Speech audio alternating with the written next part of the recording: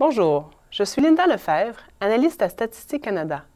J'ai déjà enseigné les mathématiques au secondaire au Québec et j'ai aussi donné des ateliers aux enseignants sur des ressources éducatives de Statistique Canada. Dans cet épisode, je vais vous montrer deux endroits sur le site du recensement à l'école où vous pouvez trouver des idées d'activités intéressantes à faire avec vos élèves. D'abord, la section Activités pédagogiques. Et ensuite, la section Données et résultats où vous pourrez comparer les résultats de votre classe à des élèves de l'ensemble du Canada. Commencez à www.recensementécole.ca et cliquez sur Activités pédagogiques dans le menu de gauche. Sous les titres 4e année à secondaire 2 ou 8e année et secondaire 3 à 5 et cégep ou 9e à 12e, vous trouverez des leçons triées par niveau scolaire.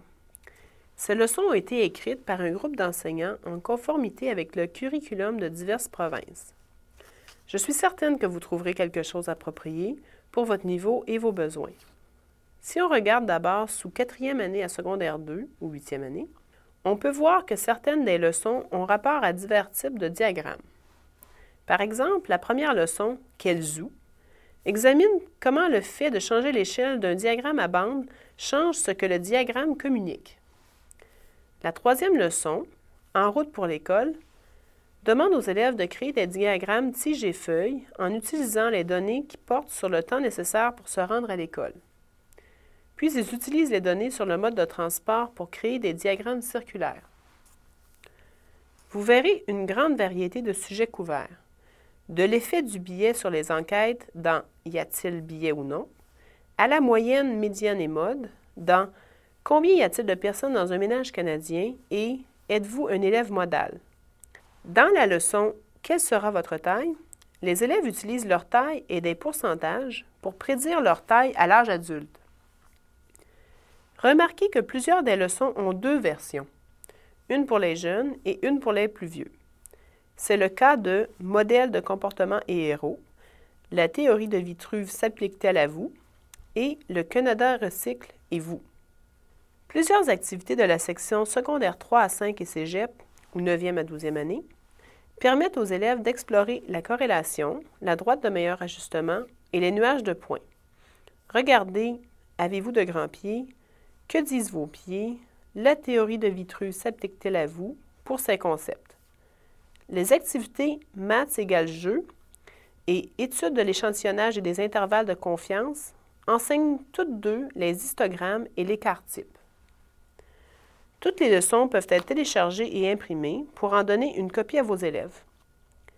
Dans certaines leçons, comme la théorie de Vitruve, où les élèves créent des nuages de points en se servant de la taille versus l'étendue des bras, il y a des feuilles de travail de l'élève et des pages de l'enseignant qui donnent des idées sur la façon de présenter et d'enseigner la leçon, en plus de suggérer des activités d'enrichissement. Certaines leçons font des liens avec d'autres sujets que les mathématiques. Modèle de comportement et héros examine qui les élèves admirent et ce qui constitue un modèle ou un héros. Cette leçon peut être utilisée dans une thématique de langue, d'histoire ou d'univers social. La leçon Le Canada recycle et vous s'intègre bien dans le curriculum portant sur l'environnement à différents niveaux scolaires. Elle compare les réponses des élèves à certaines questions environnementales aux réponses de la population dans l'enquête sur les ménages et l'environnement et demande aux élèves de créer des diagrammes à double bande. Si on retourne à la page principale des activités pédagogiques, vous verrez qu'il y a l'option de voir ces leçons par concept mathématique plutôt que par niveau scolaire. C'est peut-être plus facile comme ça de trouver une activité à couvrir dans votre unité. La page des activités pédagogiques présente aussi des exemples de projets d'élèves créés en utilisant l'activité « Le recherchiste, c'est vous » de la section 4e année à secondaire 2 ou 8e. Ce projet peut servir de test de fin d'unité et les exemples peuvent servir de modèle pour les élèves. Les élèves sont d'habitude très fiers de leur investigation. Pourquoi ne pas les afficher autour de l'école pour en intéresser d'autres au recensement à l'école?